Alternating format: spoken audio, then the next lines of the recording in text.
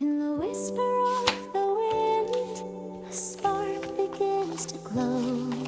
LABUBU's light, the one will follow. He was just a tiny voice beneath the copper trees, dreaming dreams of starlit skies and floating honeybees. In a world of gears and ticking time, he played alone, but deep inside